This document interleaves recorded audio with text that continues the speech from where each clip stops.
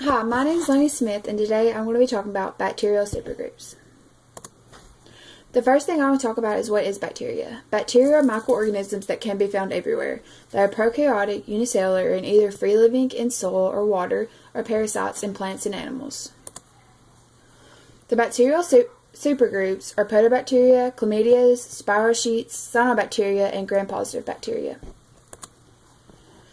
The first group I want to talk about is Protobacteria. Protobacteria are gram-negative bacteria. They include photoautotrophs, chemoautotrophs, and heterotrophs. A key fact about Protobacteria is their common ancestor of alpha Protobacteria, which is today's modified mitochondria. It appears in the picture, the gram-negative bacteria lacks peptidoglycan in their cell walls, which under a microscope makes them appear pink. The thing about chemoautotrophs is they use redox reactions for energy. Photoautotrophs use light as their primary energy source, and heterotrophs use other sources of carbon as their energy source. The next group is Chlamydia. They lack peptidoglycan in their cell walls, and the bacteria is usually a parasite that lives within their animal cells or their host cells. The next group is Spirosheets. These are helical heterotrophs. Spirosheets are free-living and can be parasitic. The examples of spirosheets are Lyme disease and syphilis. An easy way I remember the spirosheets on my exam is that I linked spiro to helical, and I related that to the helical heterotrophs.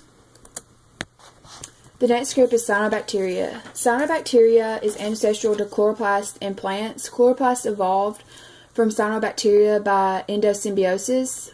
Cyanobacteria are photoautotrophs, and they can be found in aquatic and terrestrial environments. Cyanobacteria generate oxygen as a byproduct. The endosymbiosis is a theory that explains the origins of mitochondria and chloroplasts. The theory proposes that chloroplasts and mitochondria evolved from certain eukaryotic cells engulfing another cell. The last group is the gram-positive bacteria. Gram-positive bacteria are made of have a thick wall of peptidoglycan, and the examples of gram-positive bacteria are Strep, Staph, Bacillus, and Mycoplasma. And unlike the gram-negative bacteria, gram-positive appears violet, and just remember that gram-negative appears pink. Alright, so ecological interactions are how bacteria interact with the others. Bacteria can come in contact with many host cells and form symbiosis. A symbiosis is the interaction between two different organisms living in close physical association. The type of ecological interactions are mutualism, commensalism, and parasitism. An example of mutualism is both symbiotic organisms benefit and there's no harm done. Like, for example, the clownfish feeds on small invertebrates that can harm the sea. The clownfish fecal matter provides a great nutrients to the sea. The next is commensalism. Only one of the organisms benefits, but neither are hurt. For example, the suckerfish gets attached to the shark. The suckerfish is taken to distant areas with better food supply. The fish also gets protection from predators due to association with the shark. The suckerfish only benefits because the shark doesn't, but the shark does not get hurt. The last ecological interaction is parasitism, and it's one benefits and the other's harm. For example, it's tapeworms. Tapeworms live inside another animal, attaching itself to the host gut and absorbing its food. This causes the host to lose its nutrients, causing numerous problems. Here's a quick review and things that you need to remember that helped me on my exam and how I remembered these things. The first one's Protobacteria, and how I remembered it was alpha Protobacteria and the gram-negative bacteria.